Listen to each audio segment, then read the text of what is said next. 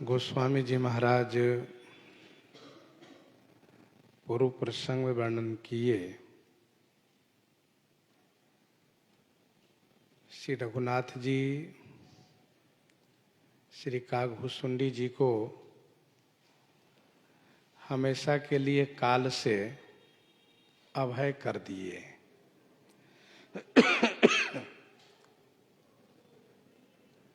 प्रभु ने कहा कि आपको कभी भी काल नहीं व्यापेंगे। शर्त यह है कि मुझे निरंतर सुमिरन भजन करते रहिएगा।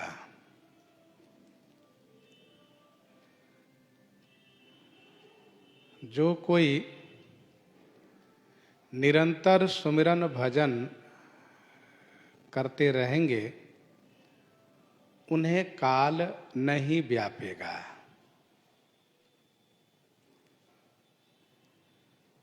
श्री कागभूषुंडी जी कहते हैं, प्रभु बचनामृत सुनि नय घाऊं, तन पुलकित मन अति हरसाऊं।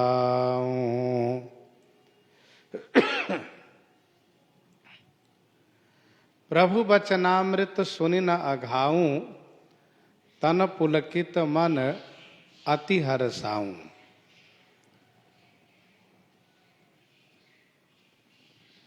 प्रभु श्री राम जी के वचनामृत सुन करके मैं तृप्त नहीं हो रहा था,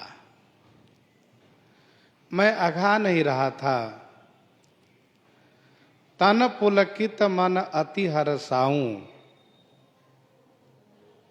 मेरा शरीर रोमांचित हो जा रहा था और मन में बड़ी प्रसन्नता हो रही थी।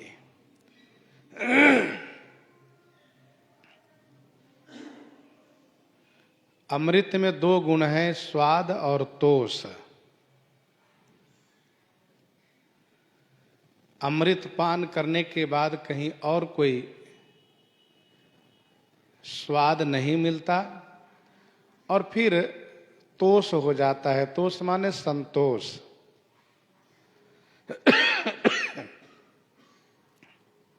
लेकिन भगवान श्री रामचंद्र जी के वचन रूपी अमृत को पान करने में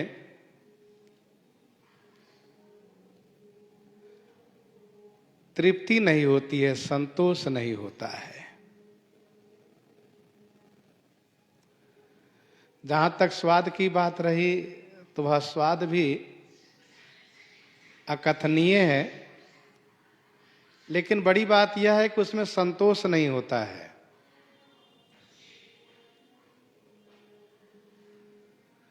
तन पुलकित मन अति हरसाऊं, शरीर से मैं रोमांचित हो रहा था, मन से बड़ा हर्षित हो रहा था।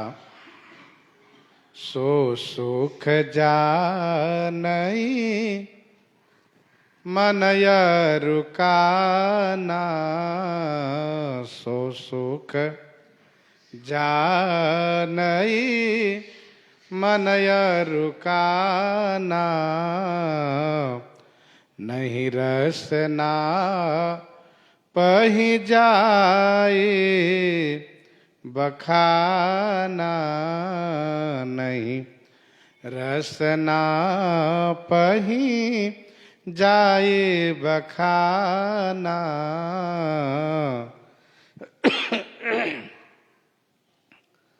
सो सुख जाने मन अरुकाना,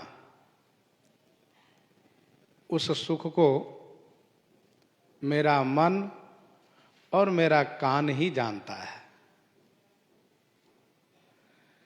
उस सुख को मेरा मन और कान ही अनुभव करता। नहीं रसना पहि जाई बखाना, रसना से उसका बखान नहीं किया जा सकता।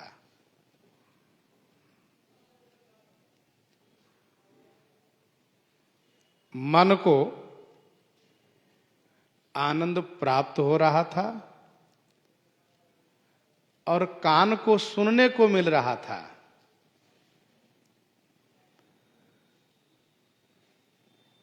श्रवण इंद्री से उस अमृत को मैं पान कर रहा था। श्रवण पुटन ही मन पान करी, और मन उस रस को अनुभव कर रहा था।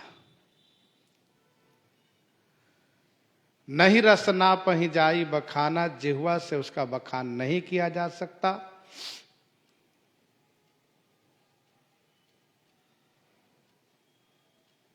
अर्थात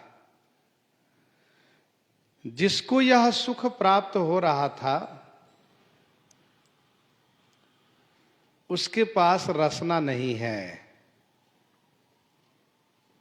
मन और कान दोनों रसना से रहित है, और रसना के पास कान नहीं है।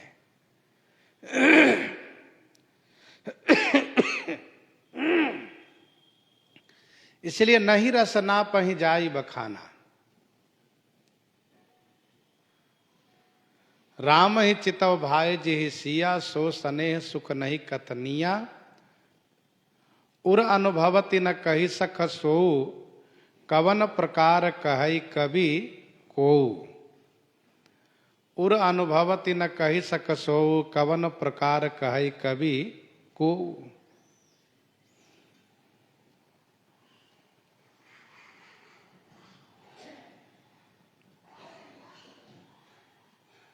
श्री काकभूषुंडी जी कहते हैं कि वह सुख प्रभु शोभा सुख जानहि नयना, कही किमि सकहि तिन्हि नहीं बयना। कही किमि सकहि तिन्हि नहीं बयना। प्रभु शोभा सुख जानहि नयना। वचनामृत का आनंद तो मन और कान को मिल रहा था, और शोभा सुख का आनंद नेत्र को प्राप्त हो रहा था। प्रभु शोभा सुख, प्रभु की शोभा का सुख नेत्र को प्राप्त हो रहा था। कही किमि सकई तिन्हि नहीं बयना। नेत्र भला उस सुख को कैसे कह पाएगा, क्योंकि उनके पास वाणी नहीं है, रसना नहीं है। कही किमि सकहि तिन्हि नहीं बयना।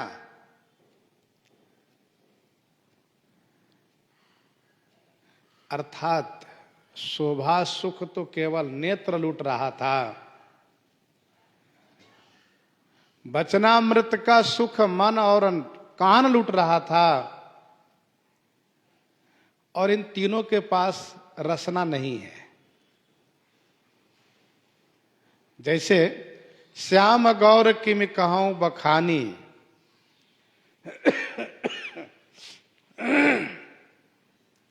श्याम गौर किमि कहूं बखानी, गिरा अनयन नयन बिनु बानी। श्याम गौर किमि कहूं बखानी, गिरा अनयन नयन बिनु बानी।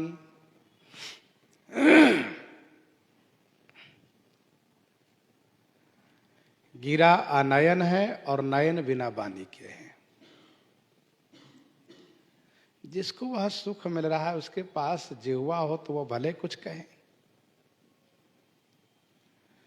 बहुविधि मोही प्रबोधि सुख देई, विधि मोहि प्रबोधि सुख देई,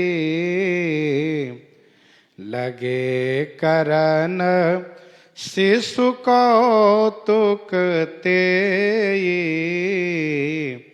लगे करन शिशु कौतुक तेई।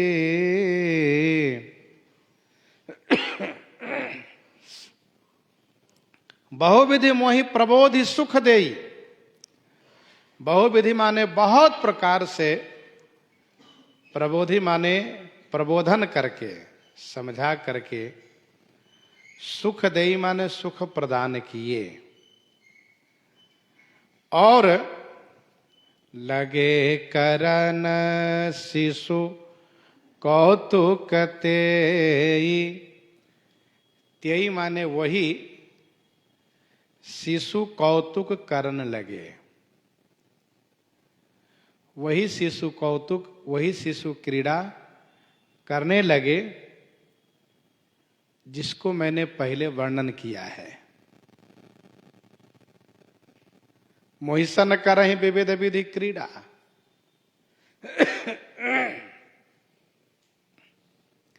सोई लरिकाई मोसन करन लगे पुनि राम।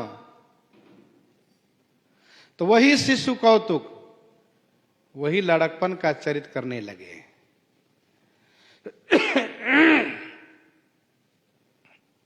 बहुविधि मोहि प्रबोधि सुख देई, लगे करन शिशु कौतुक तेई। इसका उपक्रम है, एवमस्तु कहि रघुकुल नायक, एवमस्तु कहि रघुकुल नायक, बोले वचन परम सुखदायक। यह उपक्रम है, अर्थात प्रारंभ है, और यहां पर उपसंहार लगा। बहुविधि मोहि प्रबोधि सुख देई। फिर वही क्रीड़ा प्रभु करना शुरू किए। तेहि कौतुक कर मरम न काहू, जाना अनुजन मातु पिता हूं। किसी को कुछ भी पता नहीं चला मेरे साथ जो श्री राम लला सरकार लीला किए। बहुविधि मोहि प्रबोधि, वरदान दिए, वरदान दिए, बुद्धि की प्रशंसा किए, अपनी प्रसन्नता दिखाए, रीझे देखी तोरी चतुराई। सर्वगुण संपन्न होने का वरदान दिए।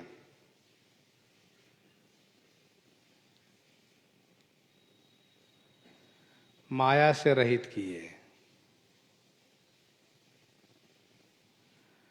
मुझे ही ईश्वर मान करके मुझ में अनुरक्त रहना, मुझे ही ईश्वर मान करके मुझ में अनुरक्त रहना, यह प्रभु ने कहा।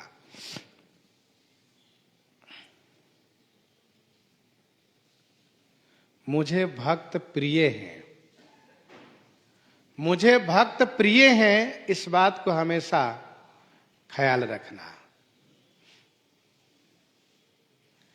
कर्म से, मन से, वचन से मेरा भजन करना।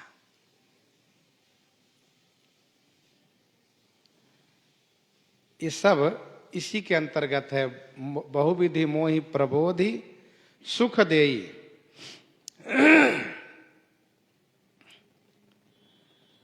अब श्री राम जी श्री कागभूषुंडी जी से लीला करने के बाद सजल नयन कछु मुख करि रूखा, सजल नयति भूखा, चितये मातु लागी अति भूखा।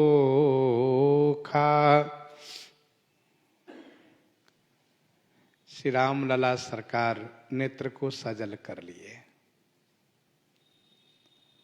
नेत्र अश्रु से भर गया।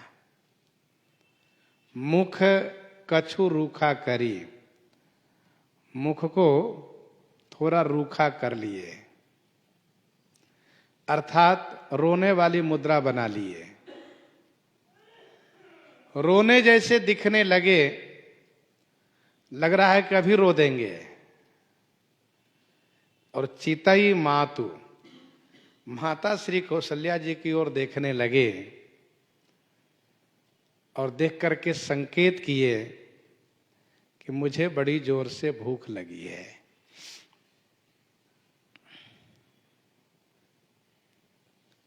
मानो श्री राम लला सरकार ने कहा, मां मैं खेल में मगन हो गया, लेकिन आपको तो ध्यान रखना चाहिए कि लाला को पैपान कराना है।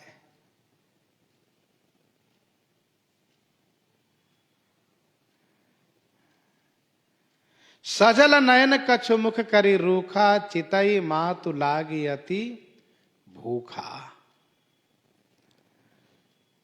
माता श्री कौशल्या जी लाल जी को हमेशा देखती रही हैं। जैसे ही मां ने देखा कि लाला भूखे हो गए हैं, लाला रोने जैसे हो गए हैं, तो देखी मातु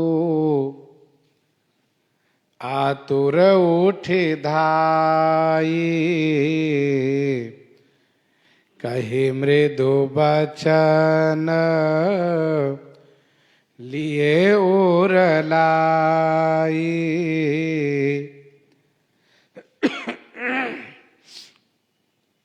देखे मातु आतुर उठे धाई। यह देख करके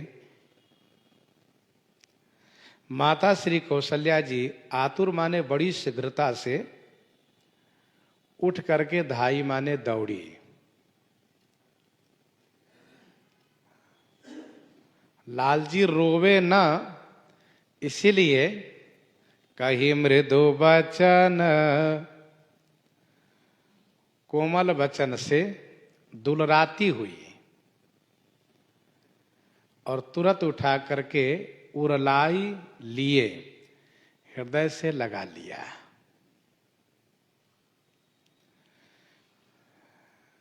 सोचिए माता की गति में कितनी शीघ्रता रही होगी।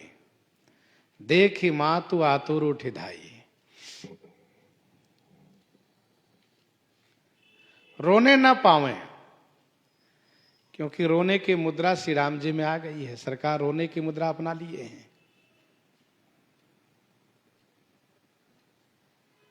रोने ही वाले हैं। मां ने तुरंत यह कहती हुई, जो गीतावली बालकांड 16 पद में वर्णन है,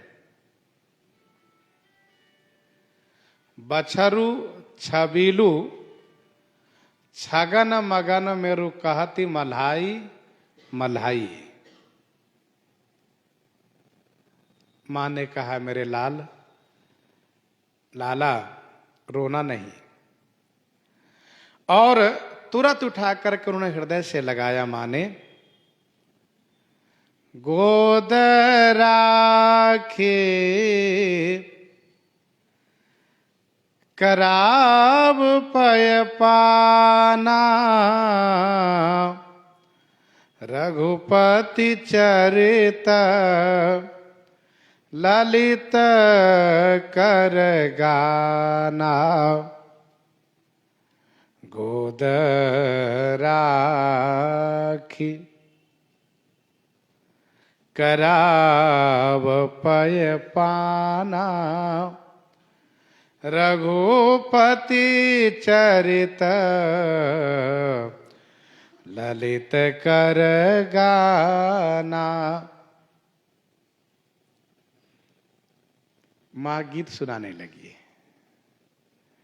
जिससे कि श्री राम लला सरकार मगन हो जाए। यह श्री राम जी का माधुर्य में चरित है। गोद राखी कराब पै पाना, गोद में रख करके, आपने सुना कि पहले माँ ने हृदय से लगाया और फिर गोदी में रख करके, गोदी में बैठा करके पयोधर से पयपान कराना शुरू किया। और फिर रघुपति चरित ललित कर गाना। ललित माने सुंदर, जो श्री रघुनाथ जी का चरित है, उस चरित को गायन प्रारंभ किया।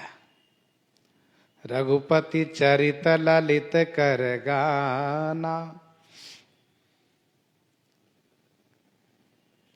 गीतावली बालकांड 7 पद में गोस्वामी जी ने लिखा, सुभग सेज शोभित कौसल्या, रुचिर राम शिशु गोद लिए।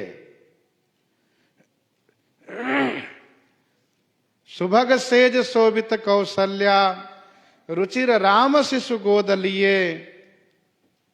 बार बार विधु बदन बिलोकति, लोचन चारु चकोर किए। कबहु पौड़ी पैपान करावती, कबहु लावती लाई हिए।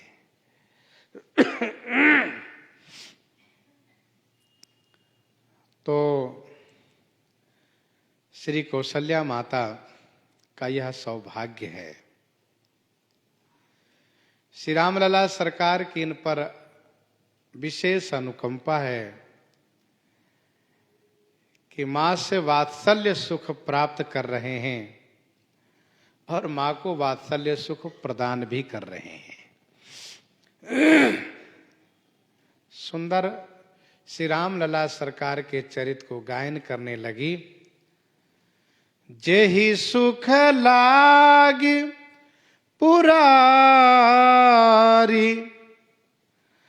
अशुभ बेश कृत शिव सुखद। अवधपुरी नर नारी, तेहि सुख मह संतत मगन। जेहि सुख लागे पुरारी, पुरारी भगवान शिव। जेहि सुख लागी माने जिस सुख के वास्ते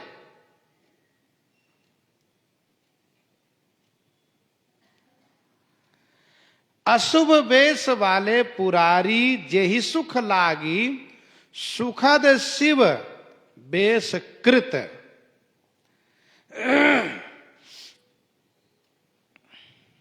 वैसे टीकाकारों ने अर्थ तो ये किया है कि जिस सुख के वास्ते सुखद शिव पुरारी अशुभ वेश कृत, अशुभ वेश बनाए हैं। जो शिव माने कल्याण स्वरूप हैं और सुखद माने सुख देने वाले हैं, वे अशुभ वेश बनाए हैं जिससे कि भक्ति का विशेष आनंद हमें प्राप्त हो। परंतु हमारे गुरुजी महाराज कहा करते थे कि अर्थ इस प्रकार से लगाना चाहिए कि अशुभ वेश यह शिव जी का विशेषण है। अशुभ वेश वाले, अशुभ वेश शिव धाम कृपाला।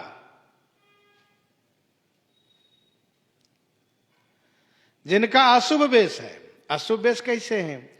तो अशुभ वेश इस प्रकार से हैं कि मसान की विभूति लगाए रहते हैं, चिता की विभूति, और सर्प को आभूषण रूप में धारण किए रहते हैं। कुंडल कंकन पहिरे ब्याला, तन विभूति पट के हरि छाला।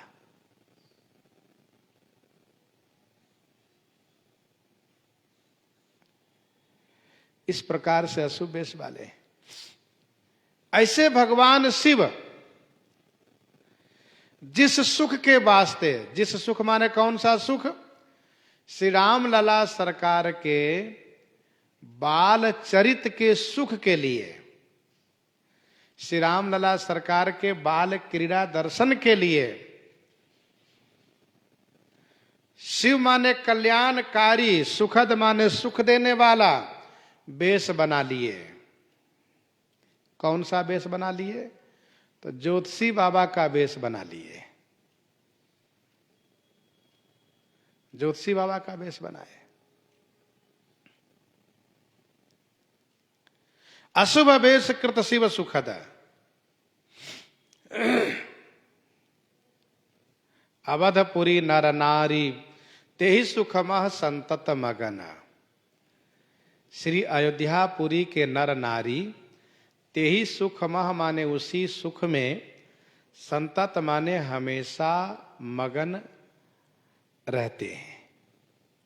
अवधपुरी के नर नारी सभी प्रजाजन उसी सुख में हमेशा मगन रहते हैं। गीतावली बालकांड 26 पद में गोस्वामी जी ने लिखा, सिद्ध सिहात सराहत मुनिगण, सिद्ध सिहात सराहत मुनिगण, कहे सुर किन्नर नाग, होई बरु विहंग बिलो किए बालक, बसीपुर उपवन बाग। होए बरु विहंग बिलो किए बालक, बसीपुर उपवन बाग। तो यह सुख अयोध्या वासियों के भाग्य में है, और लोग तो कुछ समय, कुछ काल, कुछ घड़ी दर्शन प्राप्त कर पाते हैं। भगवान शिव मंगलमय कल्याणकारी वेश बनाए, ब्राह्मण का वेश बनाए, ब्राह्मण में भी ज्योतिषाचार्य का वेश बनाए। शंकर दत्त ब्रह्मचारी के नाम से अपने आप को अयोध्या जी में घोषित किए। ज्योतिष शास्त्र के बहुत बड़े विद्वान हैं श्री शंकर दत्त ब्रह्मचारी जी, और विभिन्न बालकों के भाग्य रेखा बताना शुरू किए। उसी क्रम में माता श्री कौशल्या जी ने इनको राजमहल में बुलवा करके और श्री राम लला के साथ साथ श्री भरत लक्ष्मण शत्रुघ्न की भाग्य रेखा दिखवा करके और फिर उनसे आशीर्वाद दिला करके उनको बहुत न्यवछावरी भेंट माने दिया। इस प्रसंग का बड़े सुंदर तरीके से वर्णन गोस्वामी जी ने गीतावली बालकांड 14 पद में किया है। अवध आज आगमी एक आयो, करतल निरखी कहत सब गुण गण, बहुत न परिचो पायो। अवध आज आगमी एक आयो, बूढ़ो बड़ो प्रमाणिक ब्राह्मण शंकर नाम सुहायो। संग शिशु शिष्य सुनत कौशल्या, भीतर भवन बुलायो।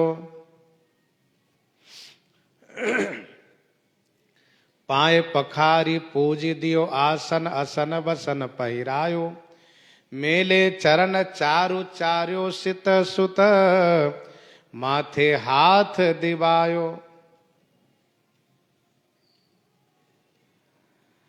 जन्म प्रसंग कयो, कौशिक मिस सीय स्वयंवर गायो। राम भरत रिपुदवन लखन को, जय सुख सुजस सुनायो। सन्मान्यो महिदेव सी सतसानंद सदन सुधा सिधायो। तो कहने का भाव यह है कि विशेष आनंद भगवान शिव को प्राप्त हुआ। मानस जी की कथा में भगवान शिव ने स्वयं कहा, और ये कहो नि चोरी, सुन गिर जात दृढ़मति तोरी। ये मेरी चोरी है आपसे, मैंने आपको नहीं बताया था। और मैं और काकभूषणी दोनों मानव स्वरूप धारण करके अयोध्या जी के गलियों में घूम घूम करके परमानंद प्रेम सुख फूले, और बीथिन फिर ही मगन मन भूले, आनंद प्राप्त किया। तो जय सुख लागे पुरारी अशुभ वेश कृत शिव सुखद। ध्यान रखिएगा, जिन लोगों ने ये कहा कि अशुभ वेश बना लिए सुख पाने के लिए, तो अशुभ वेश माने चोरी के लिए कहा, चोरी करने के लिए ज्योतिषी बने, ये अशुभ वेश है। लेकिन भगवत दर्शनार्थ चोरी करना कोई दोष परक नहीं है। और दूसरी बात यह है कि चोरी उन्होंने केवल भगवती पार्वती जी से किया, तथा अयोध्या वासियों से अपने आप को छुपाने के लिए चोरी किया, जो ऐसा वेश बनाए। वेश तो ब्राह्मण का, ज्योतिषाचार्य का था, इसलिए शिव सुखद वेश था। और सोई सुख लवलेश जिन्ह बारक सपने हूँ लह्यो, ते नहीं गनहि खगेश ब्रह्म सुख ही सज्जन सुमति। सोई सुख लवलेश जिन्ह बारक सपने हूँ लह्यो। सोई सुख लवलेश जिन्ह बारक सपने हूँ लह्यो। सोई सुख लवलेश, सोई सुख माने उसी सुख को, लवलेश माने किंचित। लव और लेश ये बहुत थोड़े समय को संकेत करता है।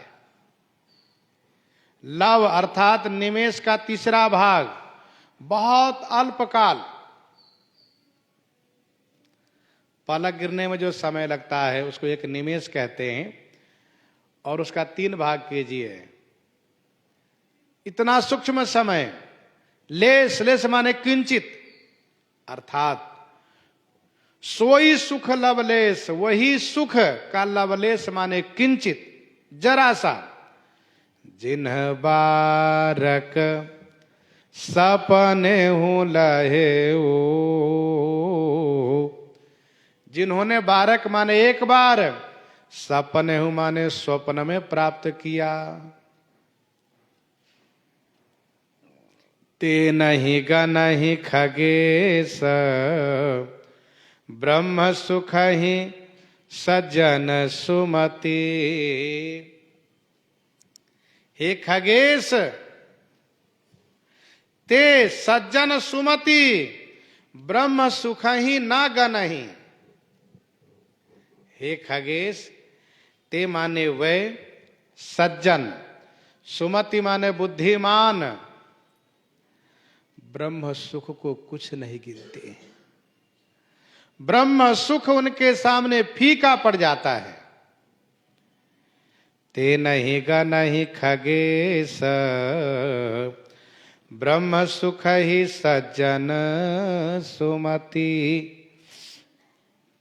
सोई सुख लवलेश जिन्ह बारक सपने हूँ लह्यो। जिन्होंने एक बार स्वप्न में प्राप्त किया, जागने में हो जाए तब तो फिर कहना ही क्या है। यदि स्वप्न में भी वह सुख प्राप्त हो गया तो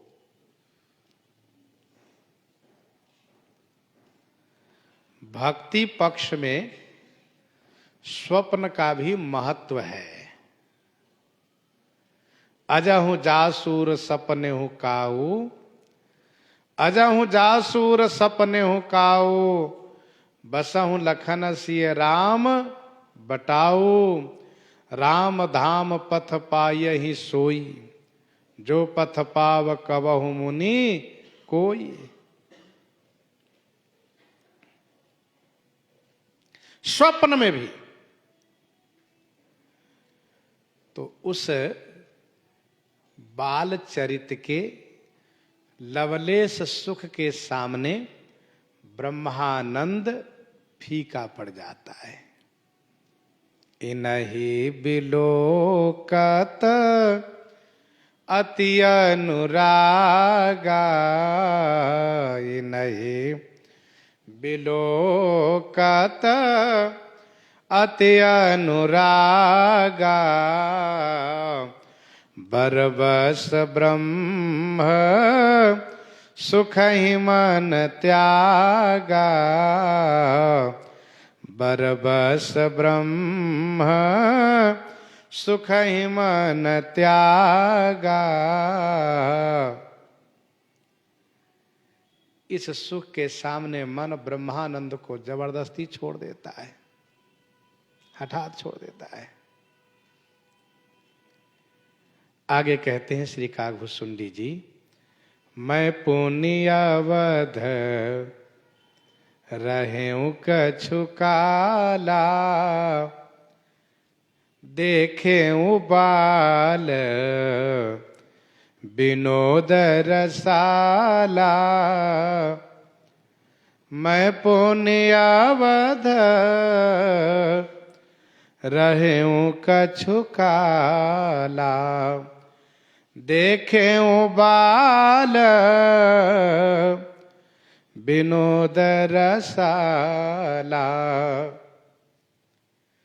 मैं पुनि अवध रहूं कछु काला। मैं पुनि माने मैं भी कुछ काल तक श्री अयोध्या जी में निवास किया और देखें बाल विनोद रसाला। रसाला बाल विनोद देख्यो, रसमय बाल चरित को मैंने अवलोकन किया। मैं पुनि अवध रहूं कछु काला, देख्यो बाल विनोद रसाला। मैं भी कुछ काल तक श्री अयोध्या जी में निवास किया। कुछ काल अर्थात 5 वर्ष तक निवास किया। बरस 5 तहां रहूं लो भाई, 5 वर्ष निवास किया और रसमय बाल चरित को अवलोकन किया। राम प्रसाद भगति बर पायऊं, प्रभु पद बंदे निजाश्रम आयऊ। राम प्रसाद भगति बर पायऊं, प्रभु पद बंदे निजाश्रम आयऊं। श्री राम जी के प्रसाद माने कृपा से, श्री राम जी की कृपा से भक्ति का वरदान मैंने पाया और प्रभु श्री राम लला सरकार के श्री चरणों में वंदन प्रणाम करके निज आश्रम आयऊं। अपने आश्रम में मैं चला आया। राम प्रसाद भगति बर पायऊं, प्रभु पद बंदी निजाश्रम आयऊं। श्री राम जी के श्री चरण में वंदन प्रणाम करके मैं अपने आश्रम में आ गया। राम प्रसाद भगति बर पायो, प्रभु पद बंदी निजाश्रम आयो। श्री राम जी की कृपा से मुझे भक्ति का वरदान मिल गया, मैं धन्य हो गया। और हे पक्षीराज, तब ते मोहि न व्यापी माया। जब ते रघुनायक अपनाया, तब ते मोहिन व्यापी माया। जब ते रघुनायक अपनाया, तब ते मोहिन व्यापी माया। तब ते माने तब से मुझे माया नहीं व्यापी, माया नहीं लगी। जब ते रघुनायक अपनाया, जब से श्री रघुनाथ जी मुझे अपना लिए, जब से श्री रघुनाथ जी ने मुझे अपना बना लिया, तब से मुझे माया नहीं व्यापी। आज तक माया नहीं लगी मुझे। तब ते मोहिन व्यापी माया, जब ते रघुनायक अपनाया। ध्यान दीजिएगा, उत्तम अपनाना उसको कहते हैं कि हाथ पकड़ के अपना ले कि तुम मेरे हो। गहि बाह सुर नर नाह आपन दास अंगद कीजिए।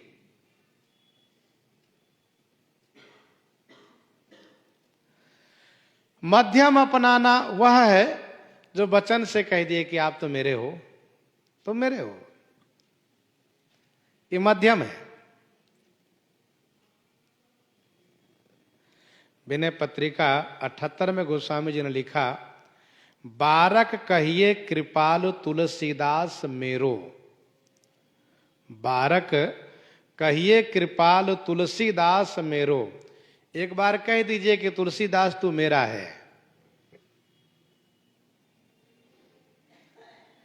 और तीसरा निकृष्ट है, अर्थात सामान्य कहिए, निकृष्ट कहना शोभनीय नहीं है। उत्तम, मध्यम, सामान्य। सामान्य अपनाना वह है जो मन से स्वीकार कर ले। मन से स्वीकार कर लेना, यह सामान्य अपनाना हुआ।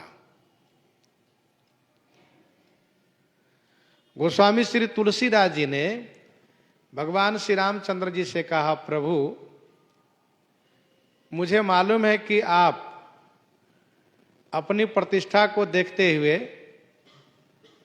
हाथ पकड़ करके हमें नहीं अपना सकते आप, क्योंकि आपको संकोच लगता है कि कैसे मैं इनका हाथ पकड़, लोग क्या कहेंगे। तुलसीदास का हाथ आपने पकड़ लिया और आप वचन से भी नहीं कह पा रहे हैं, कैसे कहूं, तो आप मन से अपना लीजिए। यह गोस्वामी तुलसीदास जी की दैन्यता है, यह उनकी दीनता है। उन्होंने कहा कि आप मुझे अपने मन से अपना लीजिए, मन से कह लीजिए, ना कोई सुनेगा ना कोई देखेगा। तो श्री राम जी ने कहा, तुलसीदास मन से अपनाऊंगा तो तुम्हें कैसे पता चलेगा। तो गोस्वामी जी ने इस संदर्भ में बड़े भाव के साथ कहा, विनय पत्रिका 268 में, तुम अपनाई हो तब हूं जानी हो। आप जब अपना लेंगे तो मुझे पता चल जाएगा। वह कैसे?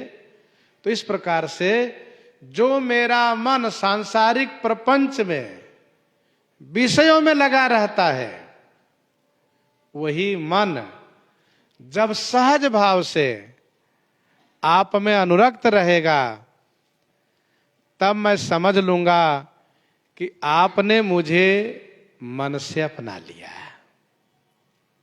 मन से स्वीकार कर लिया। यहां पर श्री काकभूषुंडी जी कहते हैं, श्री राम जी तो हमें सब प्रकार से अपना लिए। कर सरोज प्रभु मम सिर धरेऊ, दीन दयाल सकल दुख हरेऊ।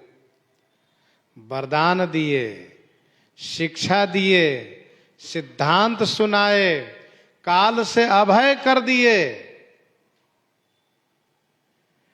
बिल्कुल अपनत्व प्रकट किए हैं। कौन? जिन पर भगवान शिव की कृपा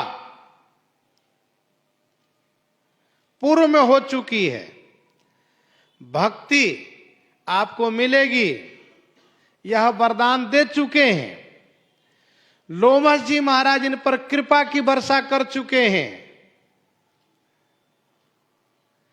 श्री अयोध्या जी में श्री रामलला सरकार के बाल चरित्र को अवलोकन भी करते हैं।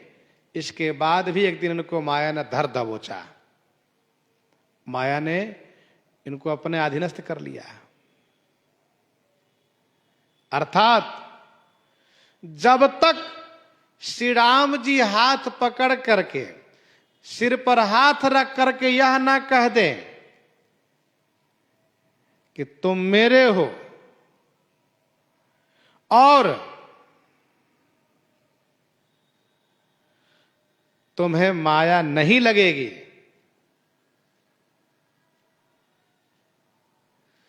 तब तक माया से डरते ही रहना चाहिए,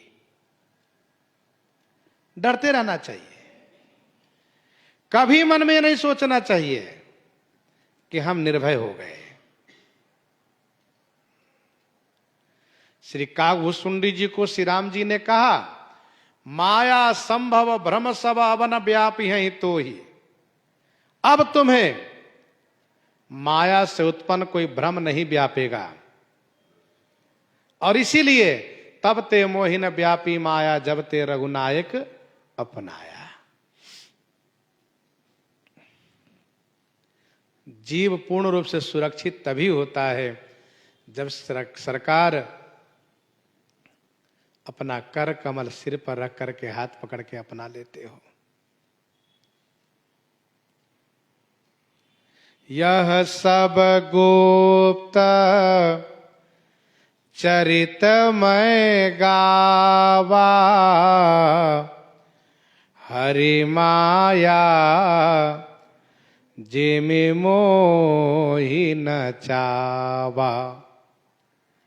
यह सब गुप्त चरित मैं गावा, हरि माया जिमि मोहि न चावा। पक्षीराज, यह सब गुप्त चरित्र मैंने गायन किया, जिमि जिस प्रकार से हरि की माया ने मुझे नचाया था। श्री हरि की माया ने मुझे जिस प्रकार से नचाया था, वह सब गुप्त चरित्र मैंने आपके सामने प्रस्तुत किया है।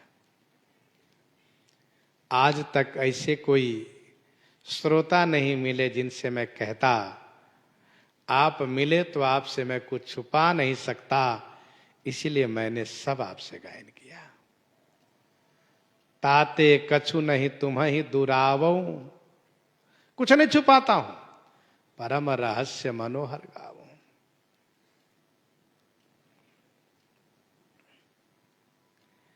श्री कागभूषुंडी जी महाराज,